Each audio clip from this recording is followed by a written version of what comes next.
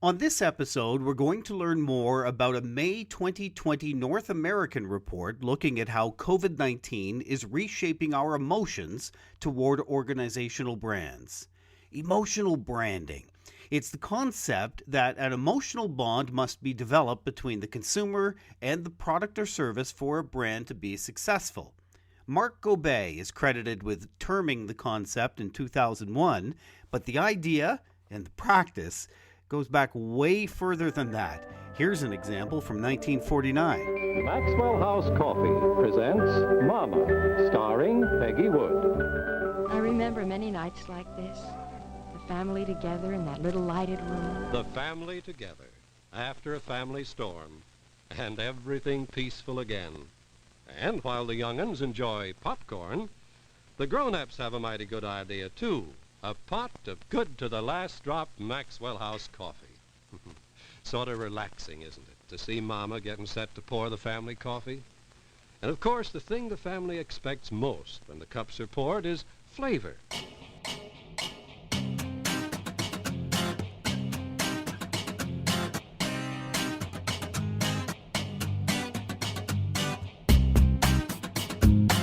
My name is Doug Downs. My guest today is Nick Bond from Emotive Technologies. Hello, Nick.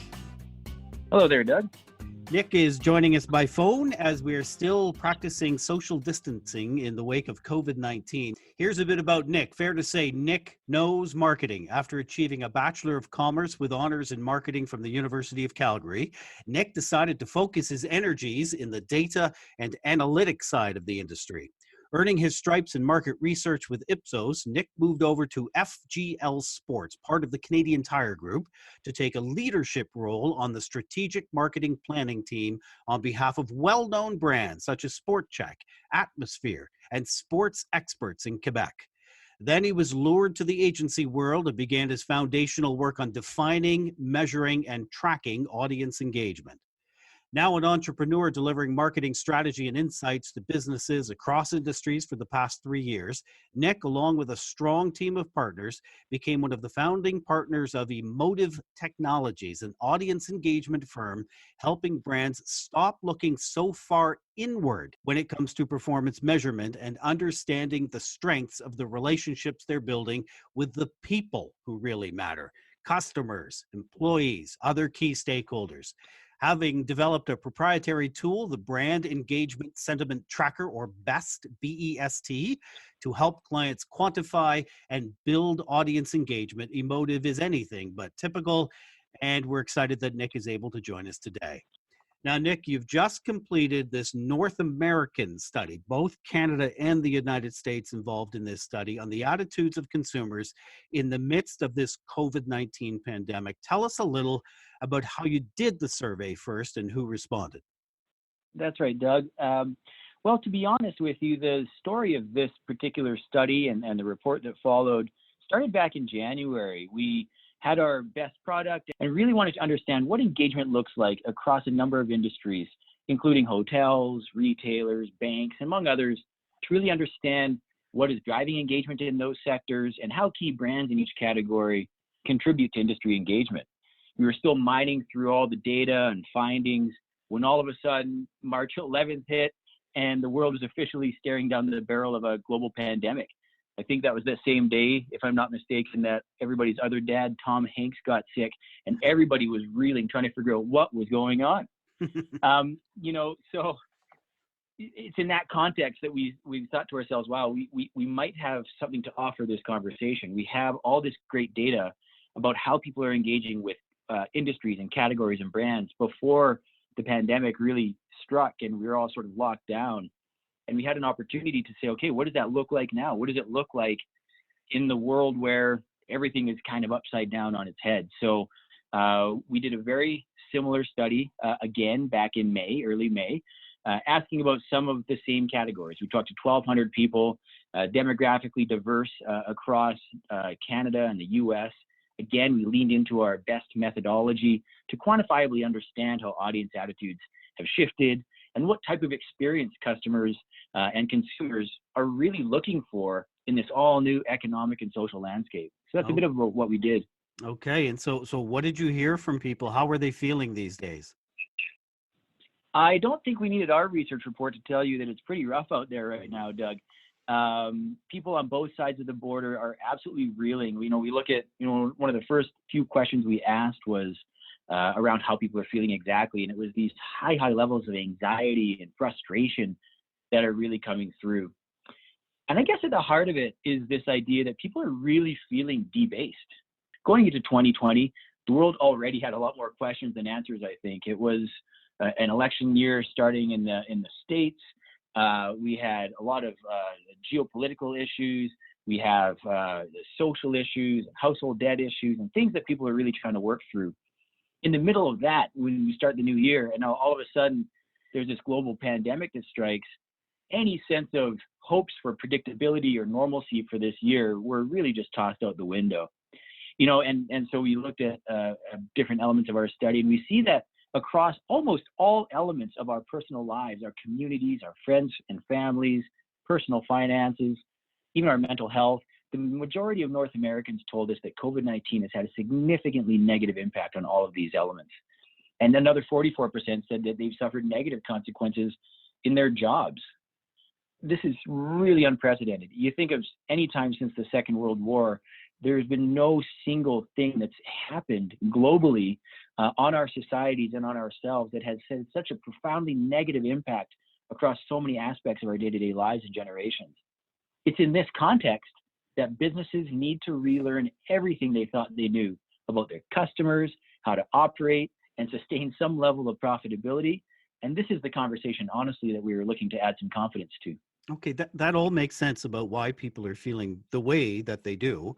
But why do we even care about how people are feeling when it comes to selling our stuff and our services? Don't people just use logic to make these purchases, to buy the best product or service or the lowest price, whatever they're looking for? Hey, Maxwell House got it back in the 40s that we need to lean into emotions. And what we found, and I think what a lot of marketers instinctively think about is that it remains true. This idea that emotions do matter. At the end of the day, we are all animals and we act largely on instinct. And while we do have, of course, the ability to be rational and use that big frontal lobe, most often that brain function is used to rationalize decisions we've already made. Those decisions were made previously, subconsciously, emotionally, before we even had a chance to really think too hard about it. There's some pretty good research out there that actually says that 95% of all of our everyday purchase decisions are actually made subconsciously through emotions. So then our job is not to understand the purchase behavior or how much money people are spending in certain categories at a certain point in time, but to understand, more importantly, the attitudes that drive it. If we can do that, we can help companies have a much more meaningful level of interaction with their audiences, interactions that their audiences and consumers actually want to have, and develop that into much more predictable and longer lasting behaviors over time. And in your survey, you asked people what they see as being the role of companies. We've seen revised advertising for months now saying things like, "We're here for you." What do people in your survey say they interpret that to mean? That's a great question. We've been thinking a lot about that one. And I believe the sentiment of "we're here for you," "we're in this together," "it's going to be okay," all those things were, and really likely still are, really sincere.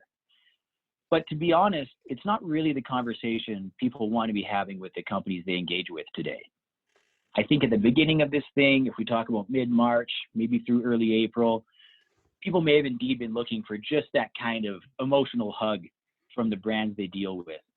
But now we're talking about a group of people that are a lot more ready to get back out there and take back some semblance of their lives. And they're looking for brands to take a leadership role in helping define what that journey looks like. How does it look like to get out of my house and have a good experience again in a way that's still responsible and still safe, but might let me enjoy myself a little bit? Fully 69% said they believe leadership from brands is going to be critically important in the months ahead. Companies and brands not only have this monumental task of keeping their own ships afloat in this honestly nearly impossible economy, but we're finding they also have the weight of this vast consumer expectation to provide leadership and hope through this difficult moment in time. Brand leaders today are going to be tested a lot more than they have ever before. So tapping into emotions, a short form to remember that idea is make them cry, then make them buy, or you can make them laugh, right? And that's what Old Spice did with the campaign "The Man Your Man Could Smell Like," created by Whedon and Kennedy, featuring Isaiah Mustafa. Hello, ladies. Look at your man. Now back to me. Now back at your man. Now back to me. Sadly, he isn't me. But if he stopped using lady-scented body wash and switched to Old Spice, he could smell like he's me. Look down. Back up. Where are you? You're on a boat with the man your man could smell like. What's in your hand? Back at me. I have it. It's an oyster with 2 tickets to that thing you love. Look again. The tickets are now diamond. Anything is possible when your man smells like Old Spice and not a lady. I'm on a horse. Thanks, Doug. That one is honestly, it's a classic. And I'm glad you brought it up. One of the key elements we found that people are looking for, and I'm talking across borders, across genders, across industries and categories and brands, consumers are looking for a reason to smile again.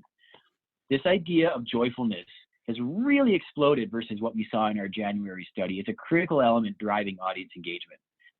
The opportunity for brands out there right now is that no one is really feeling like they're getting that from any companies they're dealing with. You know, we're here for you. You know, we're in this together. Those are great sentiments, and they describe a great deal of empathy, which is also important. Don't get me wrong. But few brands are meaningfully breaking through and giving people what they really seem to be needing most. And that's a reason to smile. And don't get me wrong. You know, bringing joy to people isn't just about cracking a joke or goofing off. It can honestly be just as much about lending an ear or sharing an anecdote or just providing a small and delightful experience. I think, you know, the hospitality, the tourism industry has really understood this for a long time. They get that people look for these little moments of delight.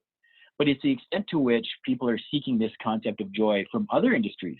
We see this in financial services and quick service restaurants that really says it's a nearly ubiquitous human need that today is being severely underserved.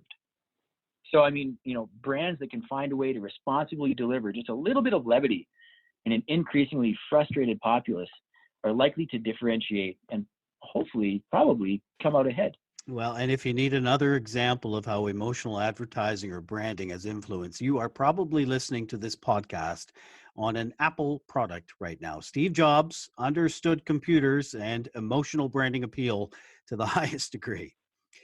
Nick, does emotional appeal work differently or to different degrees across genders? Well, interestingly, Doug, no, not really. Across all genders, emotional appeals are equally critical in driving engagement. I know there might be hypotheses out there that are different, but at the end of the day, you know, all genders reveal themselves as being emotionally engaged and want to engage with brands in an emotional way. It's the details where things differ a little bit, though. So self-described males, for example, are seeking a world of ease and familiarity. They want brands they can relate to and are honestly uncomplicated to deal with. That's what wins today. Those describing themselves as females, by contrast, they want to build a connection with a brand, but they demand a high level of follow-through. So it's about personal relevance and a high level of trustworthiness in the brands that they choose to engage with.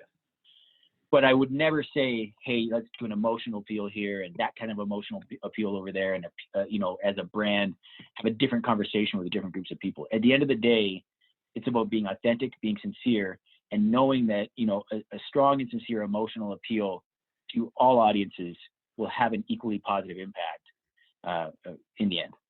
And your work with Emotive Technologies goes deeper than surveys. If a listener downloads your report, they just need to email you and you can work it out with them on how to get them a copy.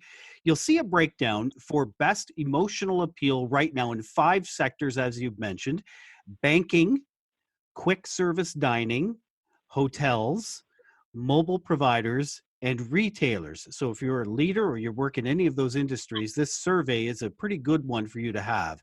Tell me about the brand engagement sentiment tracking, or BEST, that Emotive Technologies does. BEST is our proprietary tool that we use to flesh out the insights for this report. it gave us the sense of how are people quantitatively engaging and for what reasons with all the different categories. With BEST, we've developed a tool that can quantitatively define what engagement looks like for brands and their audiences, identify ways to build that engagement, and track the success of engagement building measures over time. We've since developed it into an online tool that business leaders can log into anytime to get an immediate sense of where they're at and where they need to go. It's kind of cool because not only does it identify how a brand is performing on key engagement metrics, but it also showcases how audience attitudes and expectations are evolving over time. If COVID-19 has taught us anything, it's that consumer attitudes can shift very, very quickly. And it's only by staying on top of it that brand leaders can confidently navigate what seems to be an endless array of challenges facing them on a daily basis. If we can give some level of confidence or predictability to the day-to-day decisions that brand leaders are trying to make, then that's a great contribution, and we're hoping to be able to make it. I'm thinking of the Wayne Gretzky quote, skate to where the puck is going to be, not where it is. That's exactly right. That's exactly right. Nick, thank you so much for your time today. Thank you, Doug.